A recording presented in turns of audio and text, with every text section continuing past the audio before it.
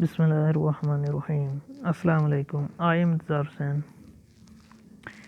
आज मैं आपके साथ एक टॉपिक डिस्कस करूंगा जिसका नेम है हैंडलिंग बैकग्राउंड ऑब्जर्वेशंस। जी हाँ, एटॉमिक ऑब्जर्वेशंस में बैकग्राउंड ऑब्जर्वेशन होती है और इसे किस तरह से हैंडल कर सकते हैं ये आज मैं आपके साथ डिस्कस करूंगा।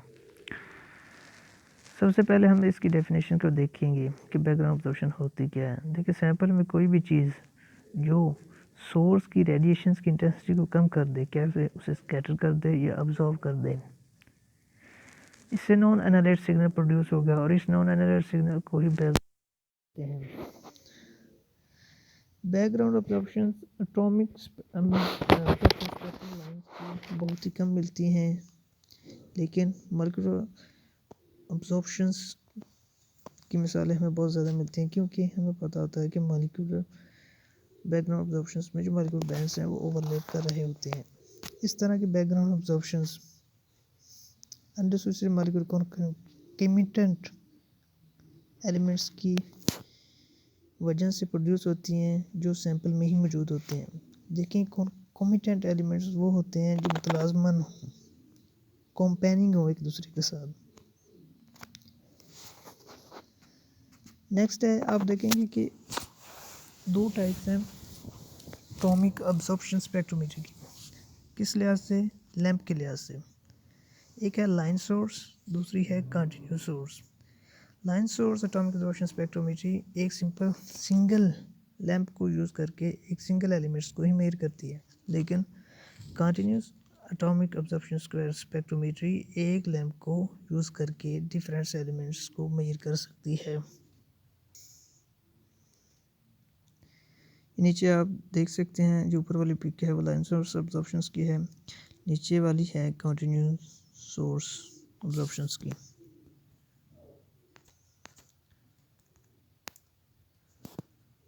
अब हम देखेंगे कि line source atomic absorption spectrometry में जो बैकग्राउंड अब्जॉर्प्शन है उसे कैसे करेक्ट किया जा सकता है। देखिए, line source atomic absorption spectrometry में जो बैकग्राउंड अब्जॉर्प्शन है उसे सिर्फ इंस्ट्रूमेंटल टेक्निक से ही मेजर कर सकते हैं हम। कैसे? सबसे पहले हम उसकी टोटल अब्जॉर्प्शंस को मेजर करेंगे, जिसमें एटॉमिक भी होगी और उसकी बैकग्राउंड भी होगी। दूसरी है या तो सिर्फ बैकग्राउंड अब्जॉर्प्शन से। अगर हम इन दोनों में से इनका डिफरेंस निकालें तो हमारे पास आ जाती है नेट एटॉमिक अब्जॉर्प्शंस। एक तो ये है। दूसरा ये है कि हम देखें इस टेक्निक में स्पेक्ट्रोमीटर में बहुत सी एडिशनल डिवाइस यूज़ करते हैं, जिसकी वजह से सिग्नल टू नॉइज़ रेशियो जो है बैकग्राउंड करेक्टेड सिग्नल्स की वो सिग्निफिकेंट हो जाती है। जब वो सिग्निफिकेंट हो जाती है तो इससे अनकरेक्टेड सिग्नल्स से हमें परेशानी नहीं होती और हम बैकग्राउंड ऑब्जर्वेशन को इजीली मेजर कर सकते हैं। यहाँ पर आपको एक बात और बताता चलूँ कि line source atomic observation spectrometry में जो एटॉमिक लाइंस एक दूसरे के साथ डायरेक्ट ओवरलैप कर लें उन्हें करेक्ट नहीं किया जा सकता। आगे लाइंस और एटॉमिक ऑब्जर्वेशन स्पेक्ट्रोमीट्री की बैकग्राउंड ऑब्जर्वेशंस को करेक्ट करने के लिए डिफरेंट टेक्निक्स यूज होती हैं, जिसमें आज हम 3 टेक्निक्स को डिस्कस करेंगे। सबसे पहली जो टेक्निक है वो है ड्यूटरियम बैकग्राउंड करेक्शंस। ड्यूटरियम बैकग्राउंड करेक्शंस बहुत ही पुरानी टेक्निक्स है जो जनरली यूज़ होती थी फ्लेम एमिशंस अब्जॉर्प्शन स्पेक्ट्रोमीट्री में। इसमें क्या होता है, इसमें एक ड्यूटरियम लैंप्स जो एज ए सोर्स आप लेते हैं जिसकी इमिशन लाइंस ब्रॉड हों, से आप बैकग्राउंड ऑब्जर्वेशंस मेजर कर सकते हैं और ये आपके पूरे जो स्पेक्ट्रोमीट्री की लेंथ है उसको भी मेजर कर सकती हैं। आगे जो सेपरेट लैंप जो हमारे पास ड्यूटरियम लैंप होता है, अगरचे इससे इस टेक्निक को इतनी एक्यूरेसी नहीं मिलती, लेकिन फिर भी हम इससे बैकग्राउंड ऑब्जर्वेशंस को मेजर कर सकते हैं। आगे इसकी कुछ एक्सेप्शंस है। ड्यूटरियम बैकग्राउंड करेक्शंस में जो ड्यूटरियम लैंप है हमें पता है कि वो 320 नैनोमीटर से अबव को मेजर नहीं कर सकता।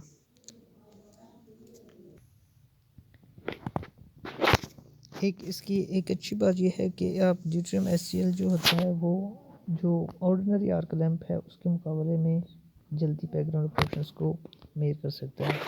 नंबर 2 पर है स्मिथ हैवजी बैकग्राउंड करेक्शंस। ये टेक्निक बेस करती है लाइन ब्रॉडनिंग पर और self reversal of mission lines from HCL when high current is applied, जब उसमें से करंट गुजारा जाए। और ये आप ऑब्जर्वेशन इसके बैकग्राउंड ऑब्जर्वेशन में कर सकते हैं नॉर्मल लैंप करंट्स के साथ भी। ये नीचे आप डेफिनेशन पिक्चर्स देख सकते हैं, ये स्मिथ हैवजी बैकग्राउंड करेक्शंस की है, जिसमें आप देख सकते हैं कि जो वाई एक्सिस पर है वो एसएल इंटेंसिटी मिशंस को बयान कर रहा, नीचे उसकी वेव लेंथ को। नंबर 3 पर है वेरी इंपॉर्टेंट टेक्निक है जिसका नेम है ज़ीमन इफेक्ट बैकग्राउंड करेक्शंस।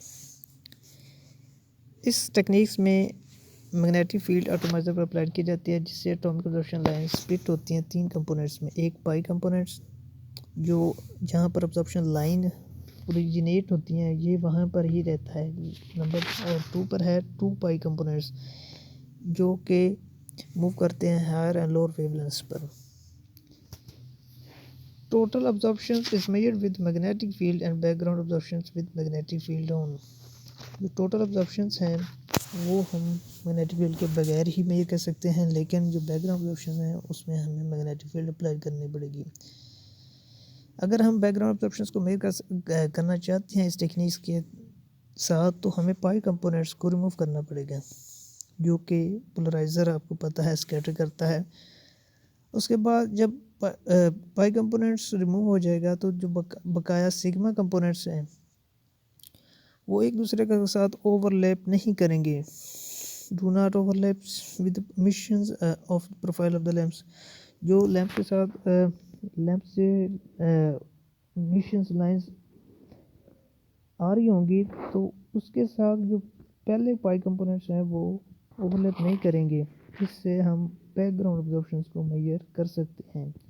इस टेक्निक की एक एडवांटेज ये है कि इस टेक्निक से आप टोटल और जो बैकग्राउंड ऑब्जर्वेशंस हैं वो same emission profile of the same lamp के साथ ही मेजर कर सकते हैं। लेकिन इसका डिसएडवांटेज ये है कि आप इससे स्पेक्ट्रोमीटर की कम्प्लेक्सिटी को इंक्रीज़ कर लेते हैं और हमें इसके लिए ज़्यादा पावर सप्लाई की ज़रूरत होती है कि वो मैग्नेट्स को जनरेट करे और अब्जॉर्प्शंस लाइंस को स्कैटर करे। ये नीचे आप पिक्स देख सकते हैं।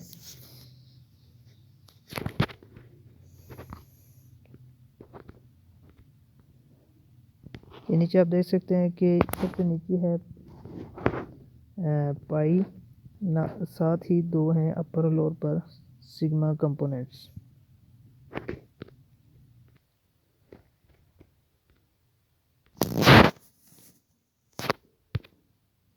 देखिए अब हमें एक बात तो पता चल गई है कि बैकग्राउंड जो करेक्शन है continuous source atomic absorption spectrometer में उसमें एडिशनल कंपोनेंट्स यूज़ नहीं होते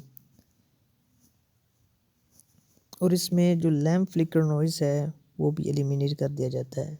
दूसरी बात यह है कि जो एक तरफ हम देखते हैं कि अब्जॉर्प्शन इंक्रीज़ हो रही है, दूसरी तरफ डिक्रीज़ हो रही है सेम एक्सटेंट पर, उसकी कन्फ्यूज़न भी ये दूर कर देता है, क्योंकि हमें इंफॉर्मेशन मिलनी होती है डिटेक्टर्स पिक्सल से और हमने ये कैलकुलेट करना होता है मैथमेटिकली। ये नीचे एक एग्जांपल्स है पिक्स में आप देख सकते हैं कि किस तरह से मैथमेटिकली कैरीड आउट की जाती है बैकग्राउंड करेक्शंस। जी आगे लास्ट टेक्निक है कंटिन्यूस सोर्स अब्जॉर्प्शन स्पेक्ट्रोमीटर में कि हम बैकग्राउंड अब्जॉर्प्शन कैसे हैंडल कर सकते हैं। वो है लीस्ट स्क्वायर एलोग्रिथम्स टेक्निक्स। वो हमें जो पिछली पढ़ी थी यूजिंग करेक्शंस पिक्सेल्स, वो सिर्फ दूसरे स्ट्रक्चर के लिए होती है, लेकिन फाइन स्ट्रक्चर्स को वो करेक्टली मेजर नहीं कर सकती, क्योंकि इसमें जो ऑब्जर्वेंस होती है वो डिफरेंट हो जाती है जब आप हर एक पिक्सेल्स की करेक्शंस करते हैं। लेकिन अब इसकी टेक्निक्स में लीस्ट स्क्वायर एल्गोरिथम में आप मॉलिक्यूल्स के स्पेक्ट्रा को मेजर कर सकते हैं जो बैकग्राउंड के लिए रिस्पॉन्सिबल होते हैं, बैकग्राउंड ऑब्जर्वेशंस के लिए रिस्पॉन्सिबल होते हैं, और हम इन्हें कंप्यूटर्स में सेव भी कर सकते हैं।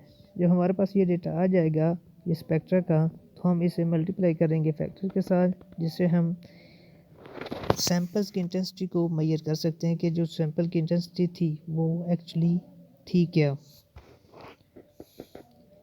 अब ये आपको थोड़ा सा कम्प्लेक्स लग रहा होगा, लेकिन जब आप नीचे ये पढ़ेंगे तो आपको इजीली एक्सप्लेन हो जाएगा। सबसे पहले हम देखेंगे कि जो नंबर ऑफ डायटोमिक मॉलिक्यूल्स हैं जो एटॉमिज़म में एग्जिस्ट करते हैं या एटॉमिक ऑब्जर्वेशन स्पेक्ट्रोमीटर में यूज़ होते हैं, वो बहुत ही छोटे होते हैं।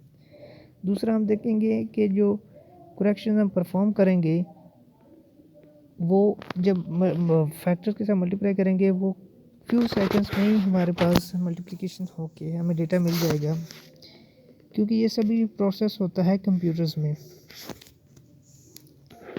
अब इस टेक्निक का एक फ़ायदा तो ये है कि इस टेक्निक के साथ आप किसी भी दो एटॉमिक ऑब्जर्वेशन लाइंस के डायरेक्ट ओवरलैप मेजर कर सकते हैं।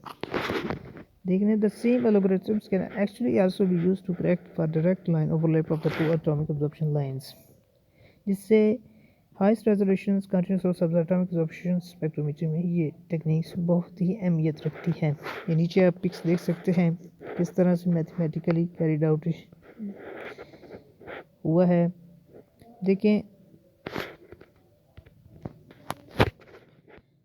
जिसमें आप देखेंगे कि वाई एक्सिस पर पोजीशन एरर्स को मेजर किया जाता है और नीचे एक्स एक्सिस पर टाइम सेकंड्स को मेजर किया जाता है। तो algorithms techniques, least square algorithms technique से आप बैकग्राउंड करेक्शंस को मेजर कर सकते हैं, जो मैथमेटिकली कैरिड आउट होती है सॉफ्टवेयर की मदद से कंप्यूटर्स में। That's all, thank you so much everyone.